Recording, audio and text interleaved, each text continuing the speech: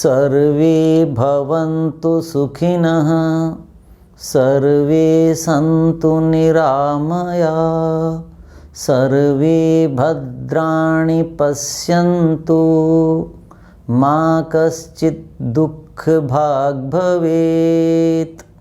सभ्य सामाजिक गण, हेमंत शिशिर ऋतुचर्या पर हम विचार कर रहे हैं।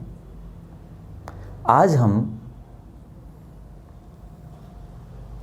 ऐसे विषय पर विचार करेंगे जो हमारे शरीर में गुणात्मक परिवर्तन करता है। मैंने बताया इस ऋतु में जठराग्नि बहुत प्रदीप्त हो जाती है, प्रबल होती है। तो इस ऋतु में यदि हम स्निग्ध पदार्थ, गरिष्ठ पदार्थ, बल देने वाले पदार्थ खाएंगे तो हमारी जठराग्नि उनको पचा लेगी और शरीर बहुत पुष्ट हो जाएगा। तो उसके लिए कुछ मैंने विषय अध्ययन के आधार पर तैयार किए हैं। देखिए, हमारे समाज में इस समय क्या स्थिति है, युवा और युवतियां दोनों, उनमें यौवन दिखाई नहीं देता। कुछ पढ़ पढ़ करके युवा नहीं हो पाए, सारी शक्ति वहाँ क्षीण कर दी, और कुछ जो हैं वो ऐसी जीवन शैली जी रहे हैं जिससे उनमें यौवन आ ही नहीं पाता। युवा अवस्था जरूर आ गई है, लेकिन यौवन जो युवा अवस्था में दिखना चाहिए वो दिखाई नहीं देता। व्यायाम नहीं करते, उत्तम विचार उनमें नहीं है, उनका आहार विहार ऋतु के अनुकूल नहीं है, अवस्था के अनुकूल नहीं है।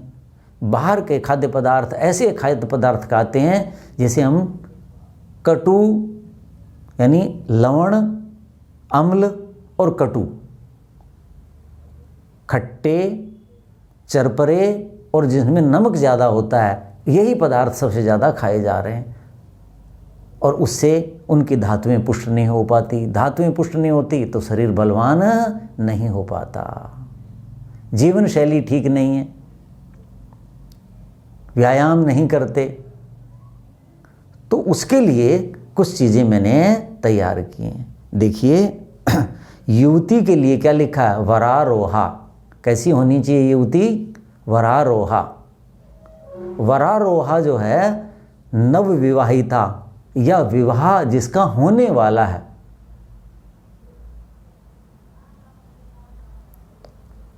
नवोढ़ा, वरारोहा, ये वधू या बिल्कुल विवाह के योग्य जो युवती हैं उनके लिए इन शब्दों का प्रयोग होता है।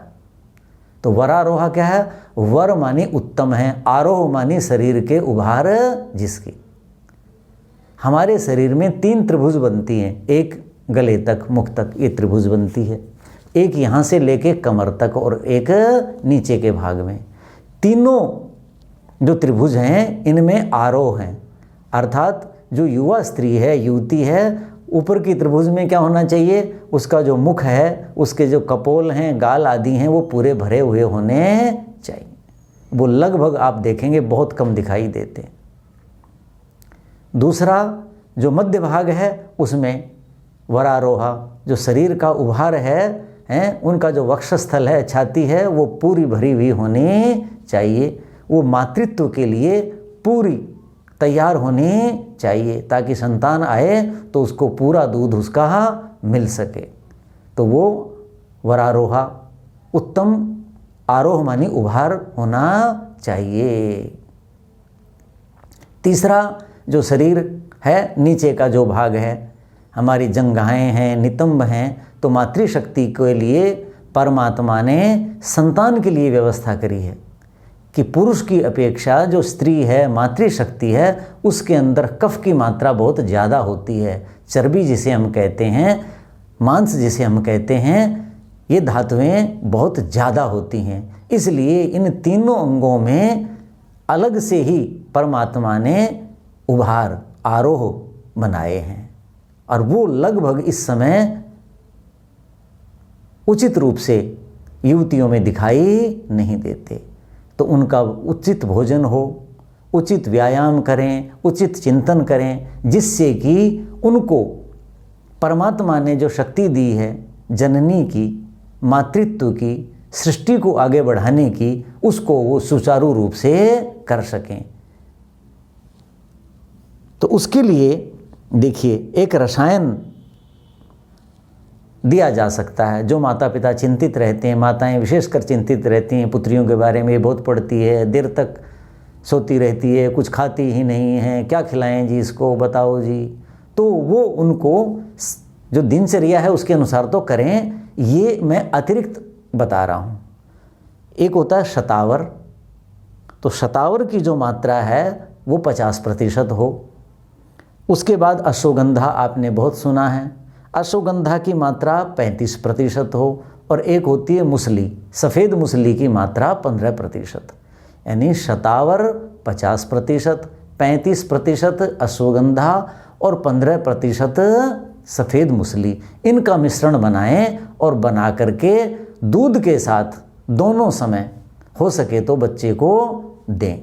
उस समय भोजन उसके आसपास न करें, 1 घंटा पहले न करें और 2-2.5 घंटे बाद तक न करें। इस रूप में देंगे तो शरीर के अंदर जो है परमात्मा ने जो शक्ति दी है, प्रकृति ने जो शक्ति दी है, उस सामर्थ्य को आपकी पुत्री प्राप्त कर लेगी और वो योग्य युवती, वरारोहा युवती, विवाह के योग्य वधू वो बन सकेगी। और उसके बाद वो गृहस्थ में जाकर के अपने जीवन की जो सार्थकता है, उत्तम संतान परिवार को देना, कुल तिलक पैदा करना, राष्ट्र को उत्तम संतान देना, इस कार्य में वो सफल होगी और उनके संतान पूर्ण समर्थ होगी। नहीं तो कमज़ोर माता होगी जिसके शरीर के अंदर सामर्थ्य नहीं है, तभी तो आरोह नहीं है ना, तो वो सामर्थ्य नहीं है तो फिर संतान भी ऐसी अयोग्य हो जाती हैं, सदा बीमार रहेंगी, डिप्रेशन की शिकार होंगी। कितने प्रकार की तंगियां जीवन में देखते हो तो वो माता के कारण भी होती हैं। तो वो वरारोहा के लिए ये है। दूसरा है युवा, जो युवक है उसके लिए यही तीनों चीज़ें हैं, लेकिन उनमें अनुपात का अंतर है। जो उसमें अश्वगंधा मुख्य है, युवकों के लिए क्या है, अश्वगंधा मुख्य है। अश्वगंधा 40 या 45% करें और शतावर 40 या 35% करें। दोनों बराबर भी कर सकते हैं, या अश्वगंधा की मात्रा ज़्यादा करें और शतावर की मात्रा कम भी कर सकते हैं, 5%। 40-40 कर सकते हैं और 20% सफ़ेद मूसली करेंगे, या 45 और 35 करें। अश्वगंधा प्रधान है, शतावर गौण है, और जो नारी जाति है, मातृशक्ति है, उसके लिए शतावर मुख्य है और अश्वगंधा गौण है। और मूसली और कम है, किनके लिए, मातृशक्ति के लिए। पुरुषों के लिए मूसली की बहुत आवश्यकता है। तो ये इसका आप चूर्ण बना लें और उसको फिर आप दूध के साथ, जिसमें क्या डले हों, मैंने बताया था शुंठी डली हुई होनी चाहिए, केसर जो डाल सकते हैं वो केसर डाल दें, जो उसके अंदर मुनक्का डाल सकते हैं वो मुनक्का डाल करके और फिर वो उनको दूध के साथ ये दें। तो उसके लिए कहा है कि युवा कैसा होना चाहिए, व्यूढ़ो रसकह, जिसकी उरह छाती कैसी होनी चाहिए, निकली हुई होनी चाहिए। हम बचपन से सुनते आए थे, क्या कहते थे, कह रहे भाई जो है पेट निकला हुआ नहीं होना चाहिए, क्या निकला हुआ होना चाहिए, छाती निकली हुई होनी चाहिए। अर्थात जो व्यायाम करे और जिसका पेट अंदर जाए। पेट किसका अंदर होगा, जो व्यायाम करेगा। व्यायाम करेगा तो उसका पाचन ठीक होगा और उसके पेट पे चर्बी नहीं आएगी। और इधर उधर की चीज़ें खाएंगे, व्यायाम नहीं करेंगे, आलस्य में पड़े रहेंगे तो पेट बढ़ेगा। तो ऐसे व्यूढ़ो रसक वृष स्कंध, जिसकी कंधे जो हैं वो कैसे होने चाहिए, वृष, बैल के समान मजबूत ऐसे होने चाहिए, मांस चढ़े हुए होने चाहिए, मजबूत। शाल प्रांशु महाभुज, ऐसा लिखा है आचार्यों ने, कि वर्णन किया है हमारे राजाओं का कि शाल वृक्ष के समान मजबूत भुजाएं होनी चाहिए। तो ऐसा युवा होगा तब गृहस्थ भी सफल होगा और उसके बाद समाज को उत्तम नागरिक मिलेगा, आने वाली पीढ़ी को उत्तम पिता मिलेगा। तो उसके लिए आप ये चीज़ दे सकते हैं। उसके बाद कुछ बच्चे मैंने बताया था कि बहुत पढ़ते हैं, बहुत बौद्धिक श्रम होता है, कुछ शारीरिक रूप के क्षीण है, बहुत व्यायाम करते हैं, उनको पौष्टिकता चाहिए, घर में भी समृद्धि है, तो उनके लिए बादाम पाक है। तो बादाम पाक के लिए मैंने कहा था कि मैं बताऊंगा, बादाम पाक आप बना सकते हैं। बादाम पाक कैसे बनाएंगे? 125 ग्राम यानी 125 ग्राम चिलगोजा लेंगे। बहुत कम लोग जानते हैं चिलगोजा लंबा सा, पतला सा, छोटा सा होता है। चिलगोजा लेंगे 125 ग्राम, और 125 ग्राम ही काजू लेंगे। चिलगोजे को छील करके बहुत उसके अंदर जो है कोमल गिरी होती है वो निकाल लेंगे, और बाद काजू 125 ग्राम दोनों को मिला करके कूट लेंगे। इतना कूटना है कि उसका तेल न निकले, उनको आपस में मिला देंगे। ये अलग कूट के रख दीजिए। उसके बाद इनसे दुगना अर्थात 250 ग्राम जिससे गिरी निकले इतने बादाम, 400 ग्राम के करीब ना वो ले लें, बादाम नहीं अखरोट, अखरोट की गिरी इससे दुगनी होनी चाहिए दोनों से, अर्थात 250 ग्राम। उतने गिरी न लें, गिरी जो है वो थोड़ी दोषपूर्ण होती है, उसमें गंध आती है, निकली हुई होती है बहुत पहले की, खुद ला करके तोड़ करके इससे दुगनी अर्थात 250 ग्राम जो अखरोट की गिरी वो भी इसी में डाल के तीनों मिला करके कूटें। तीनों समान मात्रा में हैं, इनको आराम से आप कूट सकते हैं। अब जो ये मात्रा हुई है ये आधा किलो हो गई, तो ये आधा किलो बादाम लेंगे। बादाम की गिरी आधा किलो लें, उनको साफ़ सुथरा करके झाड़ पोंछ करके, और आप बादाम को अलग से कूटें, इनके साथ न कूटें। बादाम कठोर होता है उसकी गिरी, उसको खूब चूर्ण बना लें, और इतना बनाएं कि जब उसका तेल निकलने वाला हो उससे पहले रोक दें उसको। इनको कूट करके और मिला दीजिए। तीनों एक साथ कूटेंगी, बादाम अकेला कूटेगा, उनको कूट लीजिए और फिर मिला लीजिए। उसके बाद आप 1 किलो किशमिश लीजिए। किशमिश को पहले साफ़ कर लीजिए या हल्के गुनगुने पानी से तुरंत धो करके पोंछ लीजिए ताकि, और सुखा लीजिए, और उनमें जो अंकुर लगे हुए होते हैं उनको छांट लीजिए। उनको फिर इमाम दस्ते में कूटे। जब वो खूब कूट जाएं, आपको लगा कि इनका जी मिल गया है, अलग अलग नहीं है, तो वो जो तीनों एक जगह कूटे थे, बादाम कूटा था, उनको मिला करके इसमें कूटें और इनका जी मिला दें सबका। और इतना करें कि तेल छूटने लग जाएगा बाद में, इनका तेल न छूटे, तेल अलग नहीं निकालना है। और फिर इनकी इतनी मोटी मोटी गोली सी बना लीजिए, लड्डू बना लीजिए, और वो इतने में लगभग 120 बननी चाहिए। जो मैंने बताया है 120 बनेंगी। और उनको आप प्रातः सायं दूध के साथ, दूध का मैंने बताया ही था कि उसमें केसर भी डाल सकते हैं, सूंठी तो डालनी ही डालनी है, वो डाल करके, मुनक्का डाल करके, और गर्मा गर्म दूध के साथ बच्चों को प्रातः और सायं रात्रि को दे दीजिए। लेकिन भोजन से दूरी रखें, लाभ तभी होगा जब इनसे पहले और इसके बाद कुछ न खाएं। तो जो पढ़ने वाले बच्चे हैं, जो थक जाते हैं, उनके लिए या शरीर के विकास के लिए ही ये बादाम पाक बहुत उत्तम है। उन लोगों के लिए बहुत उत्तम है जिनको नज़ला रहता है, जुखाम बहुत रहता है। यहाँ वैद्य कहते हैं इसके तो यहाँ सारे बलगम जमी हुई है, जिसका नज़ला टूटता ही नहीं है, वर्षों का जिनके पास दमा है, वो लोग दूध के साथ ले करके और फिर सो जाएं।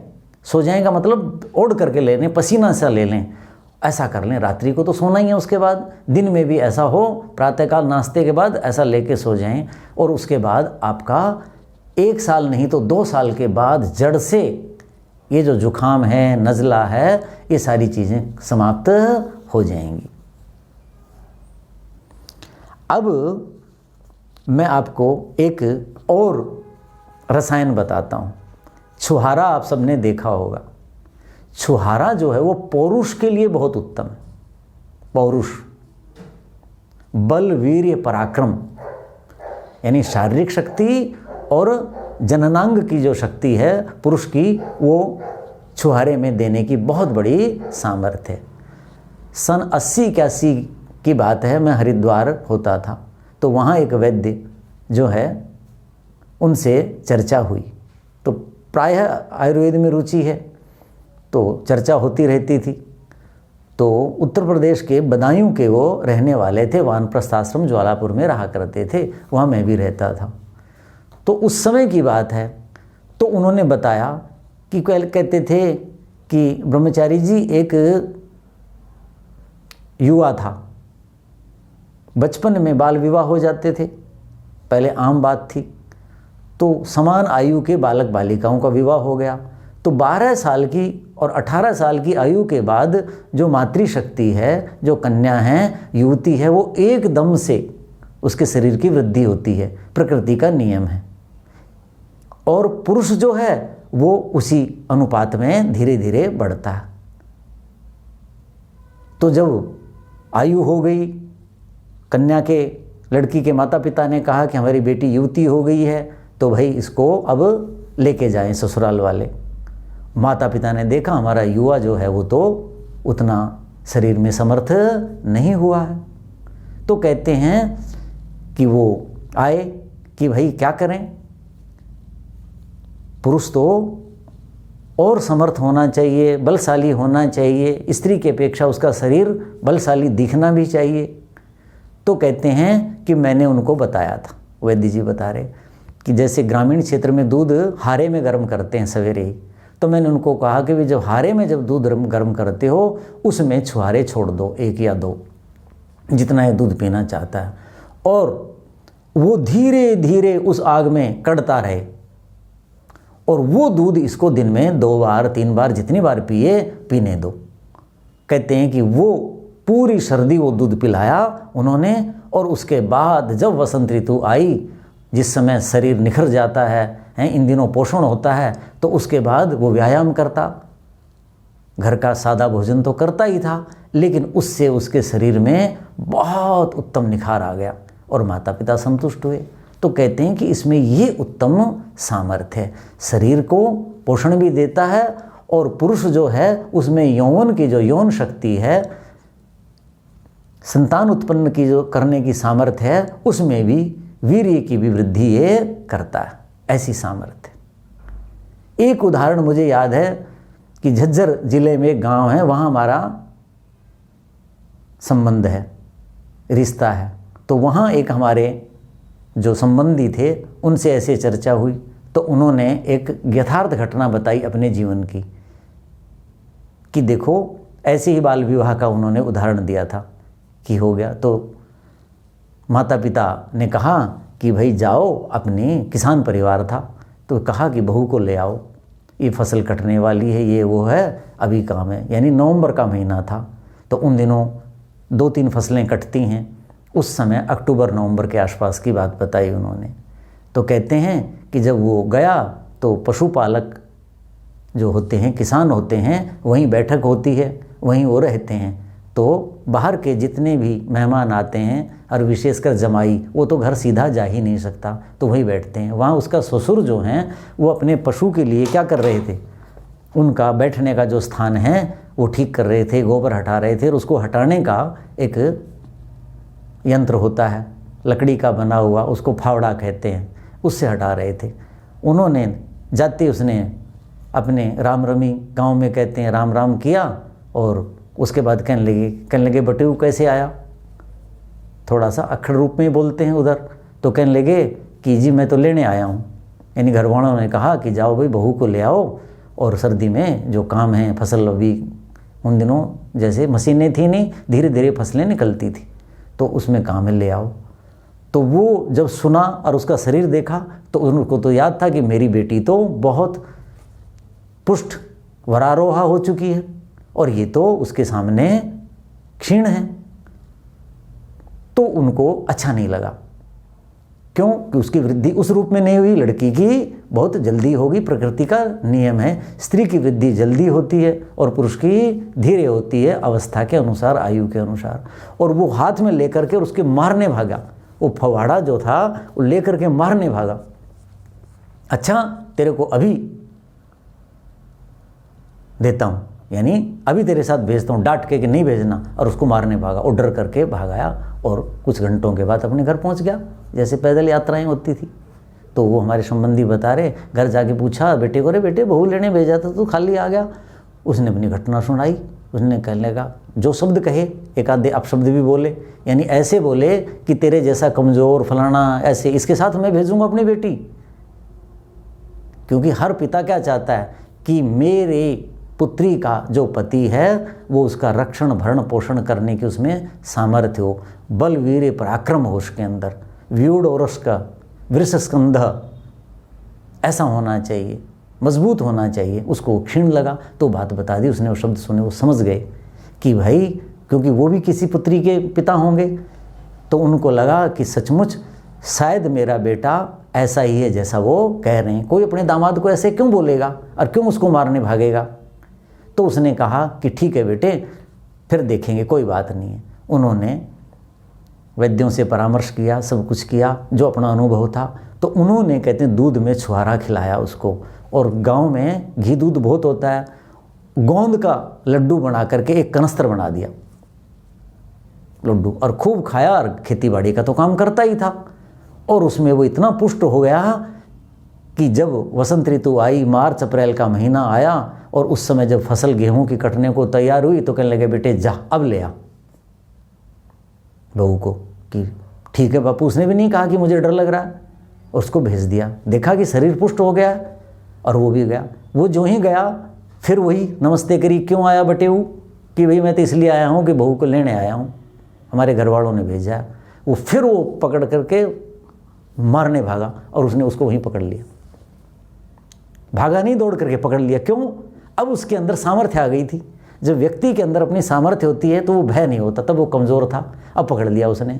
जो ही उसने पकड़ा, उसने कहा, बेटू बटेऊ बैठ, अभी दूध लाते, और उसको बैठाया। मतलब क्या था कि वो जो किसान था वो चाहता था कि मेरा दामाद ऐसा दृढ़ और मजबूत होना चाहिए, उसी को मैं अपनी पुत्री पत्नी के रूप में सौंप सकता हूँ।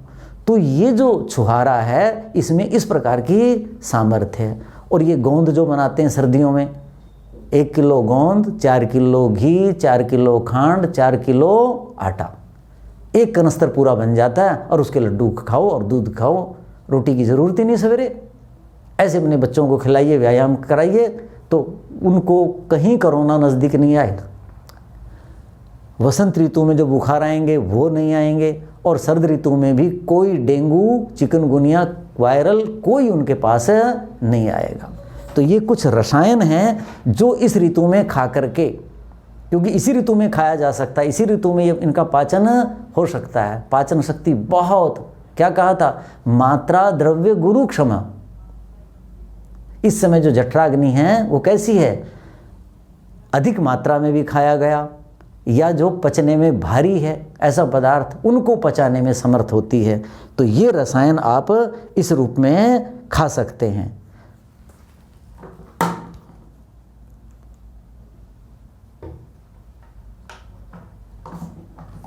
तो मान्य सज्जनों, इस रूप में हम अपनी युवा पीढ़ी जो है, जवान जो बच्चे हैं, जो हमें दिखते हैं कि अरे इनमें तो जवानी आई नहीं है, उनको हम इस प्रकार के रसायनों से और बढ़िया पुष्ट कर सकते हैं। अब मैं आपको इस ऋतु के कुछ फल बता देता हूँ।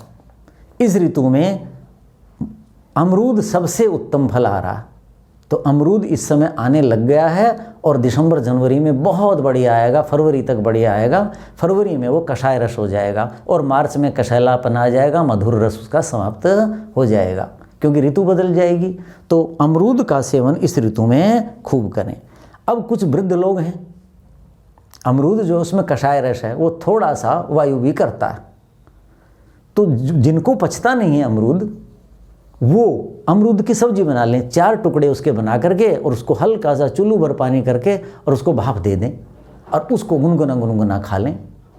तो अमरूद जो है उसके अंदर पोषक तत्व बहुत ज़्यादा है, बहुत ज़्यादा पोषक तत्व हैं, और लोह की मात्रा बहुत ज़्यादा है, जिसे आयरन कहते हैं, और रक्त खूब बनता है। वो आप इस ऋतु में सेवन करें। और बहुत सर्दी होगी, धुंध होगी, तो आप कब करें, 10 बजे से लेकर के 2-2:30 बजे के बीच में इसका सेवन कर लें, तो उससे आपको ये शीतल भी नहीं लगेगा और अच्छा लगेगा। उसके बाद अनार अब आरंभ हो जाएगा, और अनार का सेवन आप कर सकते हैं। बहुत समय से अनार चल रहा है, मुझे भी बहुत लोग कहते हैं ले लें जी, खा लें मखानी, ये अनार की ऋतु नहीं है। अब अनार आएगा, खूब भर भर के आएगा, अभी आरंभ हुआ ही है। तो उस ऋतु में अनार का वही 10 बजे से 2 बजे तक उसको छील करके उसका सेवन करें। अनार जो है वो हृदय होता है, हृदय के लिए बहुत उपयोगी माना जाता है।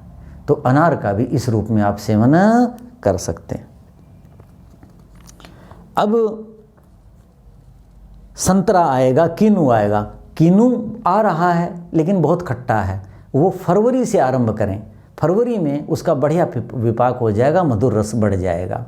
और फिर संतरा आएगा। अभी संतरा आ रहा है, वो खट्टा है, सितंबर में आ रहा था, अक्टूबर में आ रहा था, नवंबर में भी खूब आया, वो सेवन नहीं करते, मैंने मना किया था, गला पकड़ता है। अब जो आएगा ये वसंत ऋतु जब आरंभ हो जाएगी फरवरी में, तो आप 20 फरवरी से आप संतरे का सेवन कर सकते हैं। 1 फरवरी से किन्नू का आप सेवन कर सकते हैं। पहले जो सेवन करेंगे तो वो खट्टा होगा, उससे आप बचें। इस ऋतु में पपीता आया हुआ है। पपीता, उसमें रस बहुत होता है, बहुत जल्दी पचता है। तो क्या लिखा था, वातलानी लघुनी, जो वायु कारक हैं और जो लघु पदार्थ हैं, उन पदार्थों के आप सेवन से बचें, उनका आप सेवन न करें। तो पपीते से बचें। वो आप मार्च अप्रैल मई में सबसे उत्तम पपीता आता है, उस ऋतु में आप उसका सेवन करें। अब खाने की जो चीज़ें हैं उनमें कढ़ी सारी साल भर लोग खाते हैं, तो वर्षा ऋतु में और शरद ऋतु में तो खानी नहीं चाहिए। इस ऋतु में आप कढ़ी का सेवन करें। कढ़ी क्या है, लस्सी की बनती है। लस्सी जो है वो गर्म होती है और अग्नि का संयोग पाकर के उसमें अम्लता और बढ़ जाती है। तो अम्ल जो क्या करता है, वो वायु को शांत करता है, और गर्मी जो है वो भी वायु को शांत करती है। तो इसमें उचित इस ऋतु के मसाले डाल करके आप कढ़ी का पर्याप्त मात्रा में सेवन कर सकते हैं। अब इसकी कुछ मात्रा में क्या करेंगे, सब्जियों पर विचार कर लेते हैं। सब्जियां क्या हैं? सब्जी आम तौर पे मैंने साग तो बता दिए थे, मटर का बहुत सेवन करते हैं लोग। मटर के सेवन से बचें।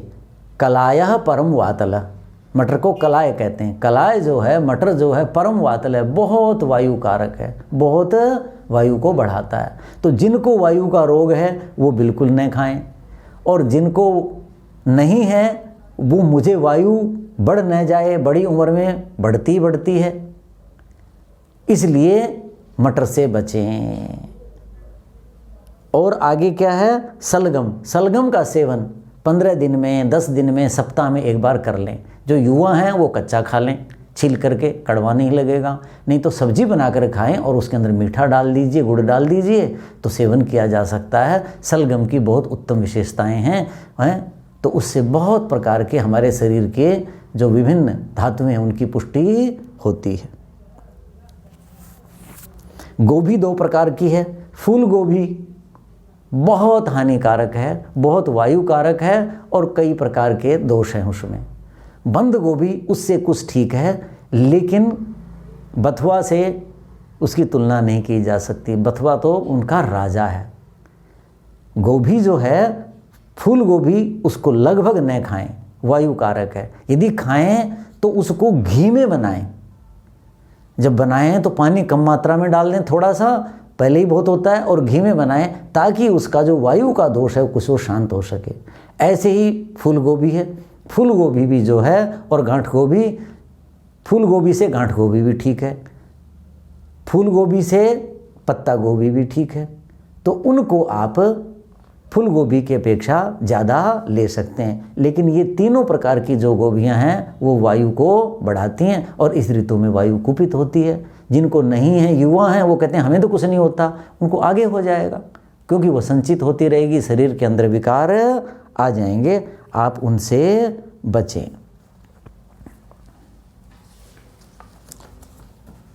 अब मैं आपको बता दूं कुछ काढ़ा। जैसे मैं बताया था कोरोना चल रहा है, पहले भी कोरोना था तो काढ़े बताए थे। उन काढ़ों का इस ऋतु में सेवन करें। देखो ज़्यादातर चीज़ें क्या थी, गर्म थी, हैं। उसमें क्या बताया था, शुंठी का प्रयोग बताया था, पिपली का प्रयोग बताया था, लौंग का, बड़ी इलायची, दालचीनी, अजवाइन, काली मिर्च और तेजपत्र, ये गिलोय, इन सबको इकट्ठा कर करके काढ़ा बना लें। और ये जब काढ़ा जब पिएंगे इस ऋतु में पिएं, इसमें ज़्यादातर चीज़ें गर्म हैं, यानी लगभग ज़्यादातर भी क्या, सभी गर्म हैं, लेकिन सब क्या हैं, कटुक हैं, तिक्त हैं, कुछ कषाय भी हैं। ये जो 3 रस हैं ये रोगों को दूर करते हैं, शरीर के अंदर जो विकृतियां उनको दूर करते हैं। मधुर, अम्ल और लवण, ये 3 रस शरीर की पुष्टि करते हैं। और ये जो 3 रस हैं ये शरीर के अंदर जो विकार हैं उनको शांत करते हैं। तो उस समय जब यदि लेंगे, गर्मी में जब ले रहे थे, मैं कहता भाई पित्त बढ़ जाएगा, पित्त बढ़ने से क्या होगा, बुखार आएगा और शरीर क्षीण होगा। तो शरीर क्षीण होगा तो कोरोना और जल्दी आपको घेरेगा। तो मैं कहता था कि भाई सर्दी जब आएगी उसमें ही अपने शरीर में इन पदार्थों के गुण धर्म पहुँचाएँ, अर्थात इनका काढ़ा बना के पिएँ या सब्जी में मसाले के रूप में इनको डालें, दालों में डालें, विभिन्न प्रकार के, ये तो मसाले हैं सारे, इनका उपयोग आप अपने भोजन में खूब मात्रा में बढ़िया करें। आप पुलाव बनाते हैं, चावल बनाते हैं, उनमें इनको डालें और उसके बाद आपका शरीर बहुत पुष्ट हो जाएगा और रोग प्रतिरोधक क्षमता आ जाएगी। इन सब के गुण आपके शरीर के अंदर पहुंच जाएंगे। अब देखिए, 1-2 बात कह करके मैं विषय को समाप्त करता हूं। कुछ लोगों को श्वास और खांसी बहुत होती है, तो वो क्या करें, जब भोजन कर लिया उसके बाद अपने जाड़ के नीचे दालचीनी रख लें, जिनको ज़्यादा है वो लौंग रख लें और धीरे धीरे उसका रस जाता रहेगा। एक बार उनको दबा दें और धीरे धीरे रस जाता रहेगा। श्वास का रोग और खांसी क्या है, हमारी श्वास नली में कफ जमा हो जाता है, तो ये उसको काटेंगे और धीरे धीरे आपके अंदर ये प्रतिरोधक क्षमता के लिए भी उत्तम है और श्वास और काश के लिए भी उत्तम है। और रात्रि को कईयों को खांसी आती है, बहुत तंग रहते हैं, तो रात्रि को आप सोते समय थोड़ा है तो दालचीनी रख लीजिए जाड़ के नीचे, ज़्यादा है तो पहले आधी लौंग रखें, उसका अभ्यास हो जाए, कम पड़ती है तो पूरी लौंग रख लिया करें। जिनके पास ये नहीं है घर में तो अदरक तो है, अदरक जो है उसको रख लें, उसको दबाने की आवश्यकता नहीं कि उसका रस अपने आप निकलने लगता है, तो वो आपके जाता रहेगा और रात भर आपको चैन की नींद आ जाएगी। दिन में भी उसको दबा करके रखें, मुख शुद्धि भी होती रहेगी और श्वास और काश के रोग नहीं होंगे। ये मेरे अपने अनुभूत प्रयोग हैं, मैं वर्षों से ये करता हूँ और मुझे याद नहीं कि मुझे कभी बुखार आया होगा, मुझे ध्यान ही नहीं है। क्यों कि जीवन भर में ये सब चीज़ें चलती रहती हैं, तो फिर शरीर में वो क्षमता उत्पन्न हो जाती है। अब आगे देखिए, जो बच्चे हैं उनको क्या करें। बच्चों को मैंने बताया था सर्दी में घूमते हैं और कुछ कर लेते हैं, ऐसी चीज़ खा लेते हैं जिससे खांसी हो गई, तो बच्चों को, छोटे बच्चों को माताएं घुट्टी देती हैं, जायफल की घुट्टी दिया करें। पहले तो आम देते थे, कहने की आवश्यकता ही नहीं है, तो जायफल गर्म होता है और उसकी घुट्टी देंगे तो बच्चे को सर्दी नहीं लगेगी और सर्दी, खांसी जुकाम भी नहीं होगा, बुखार भी नहीं होगा, सर्दी के कोई प्रकोप नहीं होंगे, उनको घुट्टी दे दीजिए। छोटे बच्चे को स्नान करते हैं तो जायफल को रगड़ करके, और अगर जिसकी अगरबत्ती बनाते हैं काली लकड़ी आती है, उसको दोनों को घोट करके उसका ऐसा लेप कर दीजिएगा छाती के ऊपर, गले के ऊपर, यहाँ, तो बच्चे की जो गर्मी है वो उसकी रक्षा करेगी इन चीज़ों से। तो अगर और जायफल का लेप करें, हो सकता है जावित्री का भी लेप यदि कर सकें तो वो भी उत्तम होगा। अब अंतिम बात जो मैं कहना चाहता हूँ कि कोरोना से जो बचते हैं, इन सब से बचने के लिए देखो, स्नान के बाद क्रीम पाउडर लगाते हैं लोग। क्रीम पाउडर की जगह इस ऋतु में क्या करें, जैसे गर्मी में मैंने बताया था चंदन लगाएं, इस ऋतु में आप जायफल लगाएं, इस ऋतु में आप तिलक करते हैं तो केसर का करें, इस ऋतु में तिलक करते हैं तो आप अगर का करें, तो वो काला तो होगा लेकिन बहुत अच्छा लगेगा और आपको रोग नहीं होने देगा। जो तिलक नहीं लगाते तो वो केसर, जावित्री, जायफल और अगर इन तीनों का पेस्ट बना लें या एक का बना लें और अपनी छाती पे अंगों पे लगाएं, सुगंध भी देगा और आपकी शक्ति भी, प्रतिरोधक क्षमता भी से बढ़ेगी। तो मान्य सज्जनों, इतना ही आपसे विचार विमर्श करके मैं इस शरद ऋतु नहीं, सर्दी की जो ऋतु है, हेमंत और शिशिर ऋतु, इसकी चर्या को यहाँ समाप्त करता हूँ। आशा है आचार्यों की ये जो बातें हैं ये आपको अच्छी लगेंगी, इनको अपनाएंगे तो आपके जीवन में उत्तम स्वास्थ्य आएगा। सर्वे भवन्तु सुखिनः, ये जो मंत्र है, ये जो श्लोक है, ये जो सुभाषित है, इसकी सार्थकता होगी। इतना कह के शरद ऋतु नहीं, हेमंत और शिशिर ऋतु की चर्या को यहीं मैं समाप्त करता हूँ। ओम शांति शांति शांति। ओम।